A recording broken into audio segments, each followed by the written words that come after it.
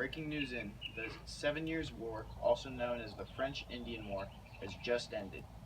This war, lasting from 1754 to 1763, a total of 7 years between British and French forces, was caused by an ongoing frontier tensions in North America, as both French and British imperial officials and colonists who sought to extend each country's sphere of influence in frontier regions. The two countries have been battling in Europe, India, and North America as well.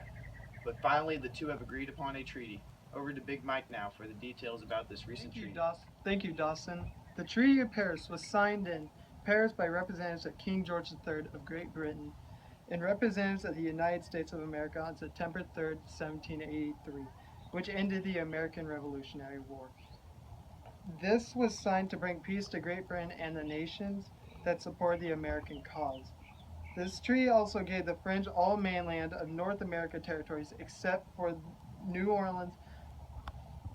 Britain got all territory east of Mississippi River and exchanged East and West Florida for Cuba over to. Now on to the parliamentary legislation, which was very unpopular in North America. The parliamentary legislation consists of many acts. One of the acts is the Sugar Act, which took place in 1764 and was a parliament of Great Britain. The Sugar Act is a imposition of taxes on molasses and was meant to raise revenue to help defray the military costs of protecting the American colonies in a time where Great Britain in a huge debt problem due to the 7 Years' War. This act helped Great Britain from their debt problem, but so did other acts. Now we'll be going to the Quartering Act. On 1765, the Parliament passed the Quartering Act, outlining the locations and conditions in which the British soldiers are to find room and board the American colonies. If the barracks in which the British soldiers were housed were too small, then they would be housed in local inns, livery stables, alehouses, and the houses of cellars of wine. Some officials are legitimately concerned about protecting the colonies from attack and viewed this law as a logical means to do so. If the colonies were to be protected, why should they not pay for the soldiers? In particular, the British ministry was faced with the prospect of bringing home the French and Indian War veterans and providing them with pay and pensions. Back to you, Dawson. Thanks, Jordan, for reporting on the Quartering Act. We will now be talking about the Tea Act. The Tea Act was an act of the Parliament of Great Britain. This act again was needed because of the debt of Great Britain and the 7 Years' War.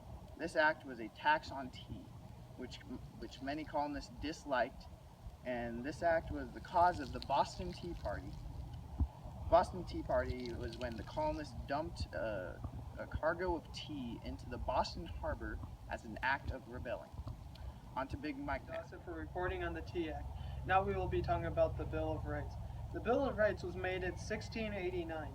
This bill established consent of the Parliament is required for the implementation of any new taxes. This is where colonists got the slogan, "No taxation without representation." The Bill of Rights was proposed by James Madison. On to Jordan now on the Battle of Lexington. Once again, thanks, Big Mike. Now we'll be covering the gruesome Battle of Lexington. The Battle of Lexington is a military conflict between the Kingdom of Great Britain and its 13 colonies in North America and the American Revolutionary War. The Battle of Lexington Green in 1775 started the American Revolution and the shot heard around the world. The battlefield in which the British and American forces are fighting during the Battle of Lexington is located in the village of Lexington in Middlesex County, province of Massachusetts Bay.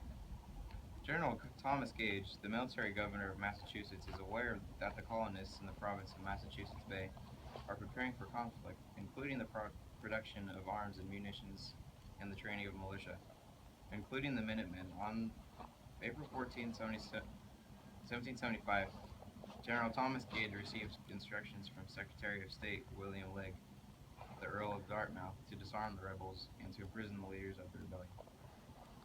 Now on to the Declaration of Independence that was written on July 4, 1776. This declaration was implemented by Thomas Jefferson, declaring that all 13 colonies are now independent states. However, Britain wasn't very happy, which caused the Battle of Yorktown. On to Jordan now. Thanks, Big Mike. We will now be discussing the Battle of Yorktown.